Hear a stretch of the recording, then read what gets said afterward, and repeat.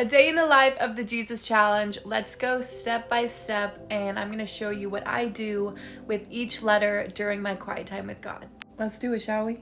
First things first, coffee. For me, I wake up early, so I wake up at 5. I like to start my day with the challenge. I like to give my first hour to God. That way I don't get distracted by messages or anything else, and I can get recentered in Him before I start my day. So make your coffee. Then I go to YouTube. For me, I like to watch and listen to live worship music. So what I'll do is I'll go through YouTube and I'll pick whatever song I want to start with, and it kind of leads into the same type of music as it goes on. My go-to right now is Naomi. I either do the One Name song or The Story I Tell. So I put on worship music. I grab my coffee. I'll probably sit here for about 20 minutes just waking up, drinking my coffee, and listening and watching worship music. Then once I'm feeling awake, I'll grab my journal. Get your journal. Go to the next empty page. What I do is I date the top of my journal. So today's the 27th.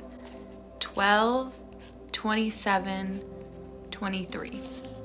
And how I journal is I'll start my journal addressing God, because what this is a conversation to God with God, right? So I always say, "Hi, Jesus," or "Hi, Lord." I say good morning, and whatever is on my heart, sometimes I like to start with thankfulness and tell Him, thank you for a good night's sleep. Thank you for waking me up on time. Thank you that I was able to get out of bed and continue routine. The thing about journaling is a lot of people get stuck with what to say or how to journal or how to say the right thing. And I think that is a big sign that you're worried about saying the wrong thing. The purpose of journaling and the key is there is no wrong way to do it. There's no such thing as saying the wrong thing, because it's speaking from your heart. So if you go into journaling with an open mind that there's nothing wrong, there's no way to do it wrong, and that you're having a conversation with God. So, "Hi, Lord. Hi, God. Hi, Jesus. Good morning. Thank you for a new day. Thank you that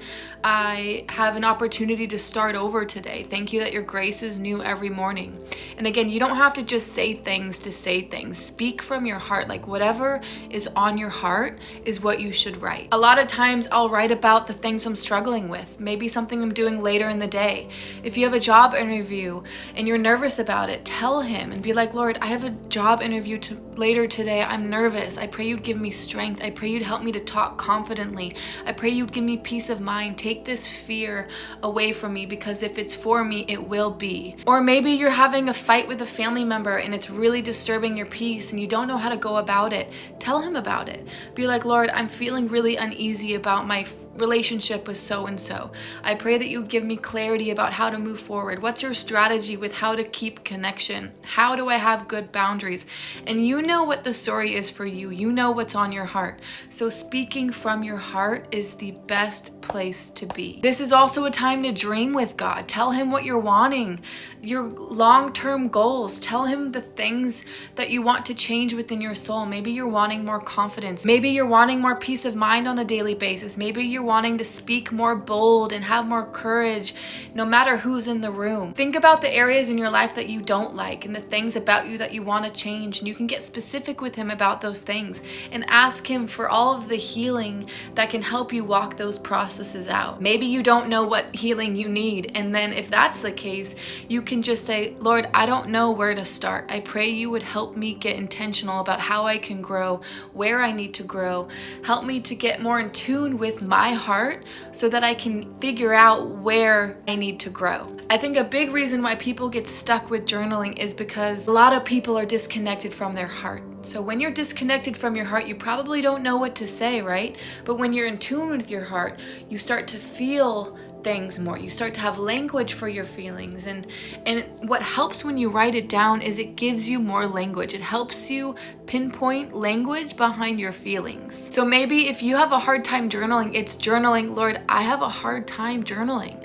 I pray you would help me to process my feelings more. I pray you would help me to get into a better habit. Help me to feel comfortable and connected to my heart so that I know how to journal and how to be in tune with my heart." So you see how I'm kind of trying to explain whatever is on your heart, even if it's you lacking the ability to feel confident to journal that. Journal whatever you're feeling and put it on paper. This is how you let God into every single area of your life. This is how you partner with him and you collaborate with him in life, and how you tell him what you're needing and what you're desiring, and then that is an open door for God to walk on through. Another thing is, a lot of people think, well, what if the devil can read my journal? What if he knows my thoughts? Jesus has power over every evil thing. So no matter what you write, Jesus, who lives within you, has power over the devil. So it's remembering that that is just a scheme of the devil to get you to be afraid to process your feelings and to talk to God, really.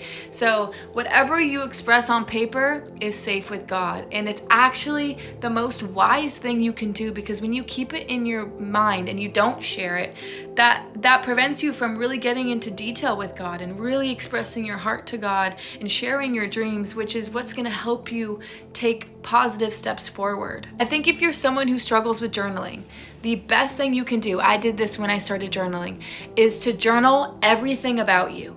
From your favorite color to your favorite song, write everything there is to know about you on paper, and that will help you start to get reconnected to your heart, reconnected to who you are, reconnected to how you think and how you feel. Because once you start to summarize how you are, you can then get into the details about how you want to change, how you want to grow, what you love about yourself, and then that's how you get into a rhythm of journaling. I think being connected to your heart is the missing link when it comes to journaling well. So spend about 15 to 20 minutes journaling. Sometimes I take 30, sometimes it's all of my time. So don't limit yourself and don't think you have to reach a certain amount of time. Just do at least 10 minutes, right? And then take it from there and see how it feels. Then for experience, you're gonna play more worship music, put the journal aside, and just spend time experiencing God's presence. I have a worship playlist linked on my profile that has over 300 songs. But in this portion, you're just gonna be still. You're just gonna be like, Lord, I pray you would speak to me. I pray that you would help me to pay attention to whatever you want to say. This is your time to speak to me. I just want to listen. And it's God's opportunity to now show you his presence, to help you feel his presence, to put his love on everything that you just shared.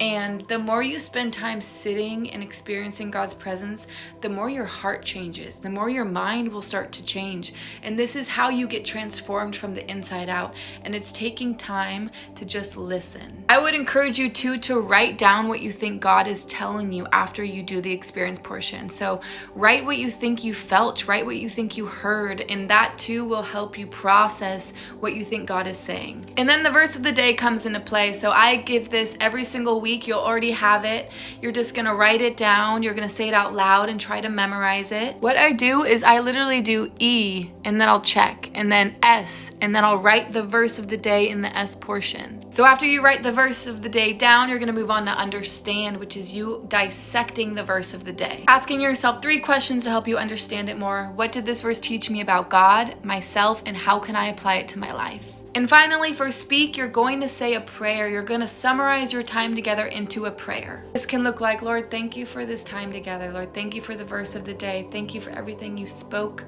about and how you're going to help me apply it to my life. I'm running out of time, but that is kind of a summary of what it looks like. Let me know if you guys have any other questions. Okay?